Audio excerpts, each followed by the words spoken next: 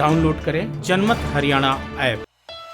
हरियाणा में परंपरागत फसलों के साथ साथ बागवानी फसलों की ओर भी किसानों ने अपना रुझान बढ़ाना शुरू किया है। वहीं बीते सालों से सरकार ने भी किसानों के लिए कई लाभकारी योजनाएं चला रखी हैं, जिन्होंने किसानों के लिए संजीवनी का काम किया है। सूक्ष्म सिंचाई प्रणाली अपनाने वाले बागवानी किसानों को करनाल ब्लॉक में 100% और अन्य ब्लॉकों पर 85% सब्सिडी दी जा रही है।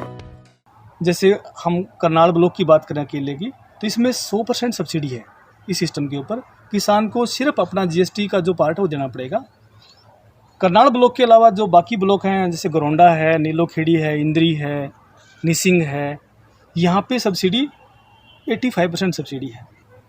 उसके बाद जैसे किसान को हम कहते हैं कि भाई आप ड्रिप इरिगेशन लगाया आपने, आप मल्चिंग भी लगाइए। मल्चिंग से क्या होगा कि तो मॉइस्चर कंजर्वेशन होगा, मतलब पानी की बचत होगी। दूसरा, इस पे घास जो उगती है ना बिना बात, जिसकी ज़रूरत नहीं है वो घास नहीं उगती है इसके ऊपर। इस पे भी सरकार की तरफ से 1 एकड़ के ऊपर 6400 रुपये सब्सिडी है।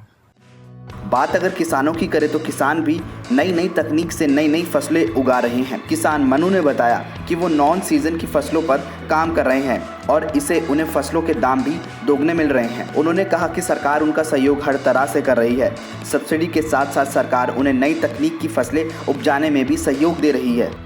अपने फार्म पे यहाँ पे 25 एकड़ में खेती करते हैं और सारा का सारा 25 एकड़ हमारा जो है हॉर्टिकल्चर पे निर्भर है, जिसको हम वेजिटेबल या सब्जी की खेती के बारे में बात करें तो इसके अंदर आपने मेरे फार्म पे तरबूज भी देखा होगा, करेला भी देखा होगा, खीरा भी देखा होगा, गोभी भी है, शिमला मिर्च भी है, मशरूम भी है। तो बेसिकली हमारे फार्म पे जितना भी हम लोग चीज़ें लगाते हैं, जो चीज़ें हार्वेस्ट करते हैं वो नॉन सीजनल करते हैं।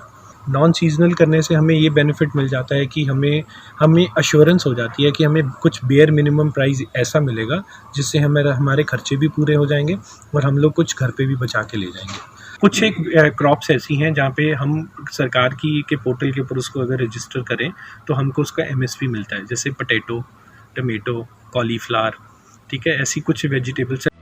वहीं सूबे के मुखिया मनोहर लाल ने कुछ दिनों पहले ही राज्य स्तरीय प्रगतिशील किसान सम्मेलन में 3 अहम योजनाओं का ऐलान किया था। तीनों घोषणाओं का फोकस प्रगतिशील किसानों पर था। साथ ही उन्होंने बताया था कि प्रगतिशील किसान सम्मान योजना के तहत प्रतियोगिताएं कराई जाएंगी। इसमें पहला पुरस्कार 5 लाख रुपए, दूसरा 3 लाख रुपए और तीसरा 1 लाख रुपए तक का रखा गया है। या जो वर्तमान में प्रगतिशील किसान है वो और आगे अपने आप को कैसे बड़ी अचीवमेंट्स कैसे प्राप्त करें, इसके लिए एक प्रतियोगिता रखी है। और वो पहली प्रतियोगिता वो है बड़े किसानों के लिए जो 10 एकड़ या इससे ऊपर की खेती करते हैं।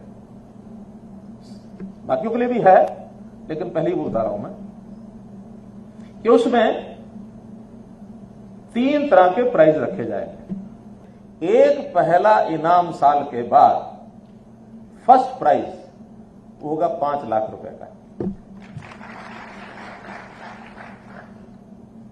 और इसके बाद उसी लिस्ट में से जो आगे नंबर 2, 3 पर आएंगे उनको मिलेगा सेकंड प्राइज, वो है 3 लाख रुपए का।